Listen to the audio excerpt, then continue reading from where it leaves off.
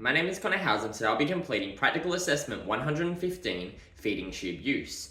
So I'm here today with my simulated patient. This is going to be Oreo today. I have gathered all of the appropriate equipment prior to starting this video, and I have washed my hands under warm soapy water for at least 20 seconds and applied minimal PPE, being disposable gloves, to create a microbial barrier between myself and the patient's food that I am handling to prevent any cross-contamination. Oreo is an 11-year-old, 8-month male neutered border collie, and he's in today for some noticeable lethargy, dehydration, and inappetence for the past 2 days. He has had diarrhea, but he has no vomiting symptoms, which is important to note because I'll be using an NO tube today, a nasoesophageal tube, and they are contraindicated in patients that have a gag reflex or are showing vomiting symptoms. Based on the hospital chart and the feeding plan, the vet has indicated that Oreo will require Royal Canin recovery to be fed across each meal every 2 hours. His volume to feed is 878.85 grams per day. This is based on the metabolizable energy of Royal Canin recovery, which is noted here.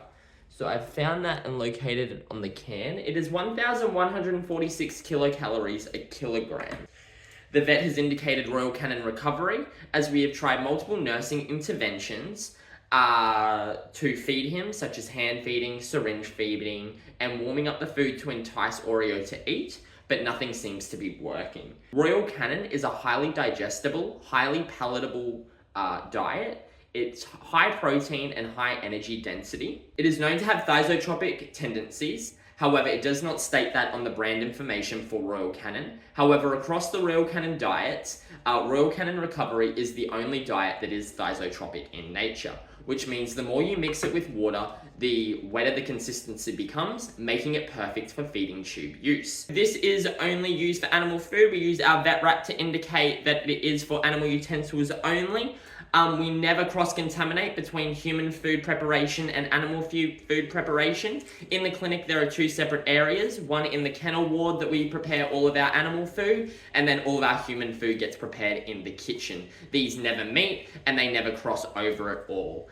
Our Royal Canin recovery remains on the reception shelves in reception, in a dust-free, vermin-free location. We'll open the food here. Getting the scale, we want to tar it off at the 0. So you want to turn it on and then tar it off to make sure it's at the 0. And then we want to be very specific when we are preparing our food into the scale. We want exactly 73 grams, as that is the recommended feed for Oreo today. And that is exact at 73 grams.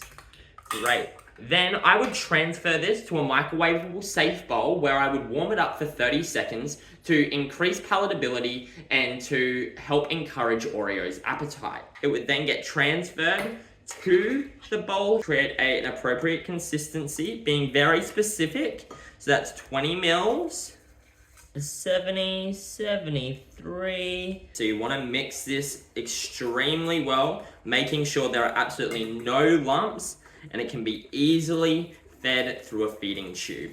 As you can see, it's all been prepared there to the appropriate consistency. We will be very specific to draw it up into the syringe. We like to use a 20 ml syringe there, and that one is all ready to go for the feed. So this is our simulator patient Oreo here, and we have placed a nasoesophageal tube, so an NO tube, which is ideal for short-term use. I can remain in Oreo for less than 7 to 10 days, and it is easy to place and well tolerated in most patients. Today I'll be using an 8 French NO tube. So we usually use saline or iodine solution here, which you can use to clean around the stoma. Using the 4-corner hold, I like to use it as it creates a smaller microbial barrier to clean. So every day we want to be checking for signs of cellulitis, infection, erythemia, any irritation or swelling that is around the stoma point.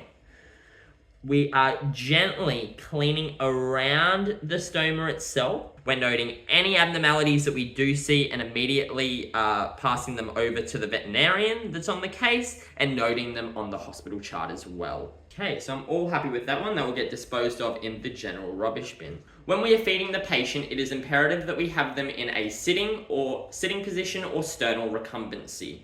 We would aseptically unwrap the feeding tube first, and then we want to be flushing our feeding tube with 15 to 20 mils of warm water before we start feeding. First, by kinking the tube, not letting any air in, opening the 8 French little cap here, and placing the 20 mil, unkink the tube, and feed that water through. You want to do it at a very slow, titerated amount, about 1 mil at a time. So I've flushed that with warm water, about 15 mils of warm water there. We then want to slightly kink the tube to minimize any air getting into the tube before we remove the cap.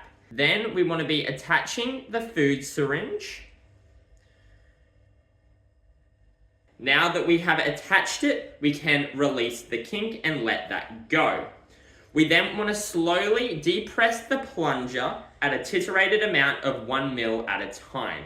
We slowly feed over 5 to 10 minutes, monitoring for any signs of nausea, aspiration pneumonia, drooling, licking, gagging, or any darting eyes. If vomiting does occur, we must stop feeding immediately and check the placement of the tube as it may have been displaced. Feeding 73 mils of food in the syringe here as we are feeding 73 grams. At the end, we then want to kink the tube, undo the food again, then we want to flush, so placing the warm water tube syringe on the end there, letting go of the kink and flushing through warm water to remove any of those clogs or blockages. We will again kink the tube, remove the syringe off, replace the cap, and let go of the kink. We get our vet wrap, and then we want to aseptically wrap the feeding tube up.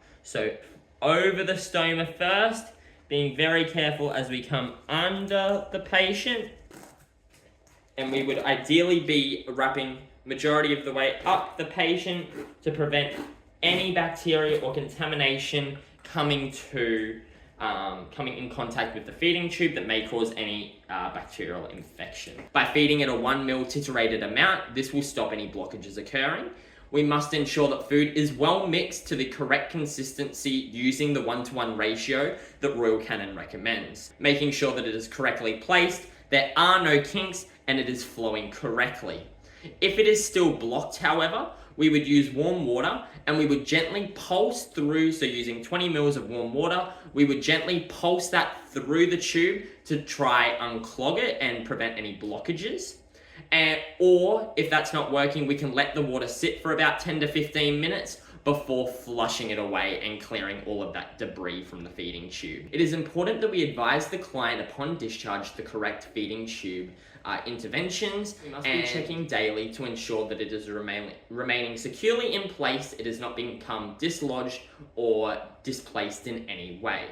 Must be looking for any signs of patient interference around the stoma site here, licking or chewing at the stoma, or chewing or gnawing at the tube, trying to remove it. We must be inspecting the stoma every day for any warmth, pain, or malodor, or any signs of swelling or irritation or erythema that could be seen. But other than that, that is everything today. That is Practical Assessment 115, Feeding Tube Use.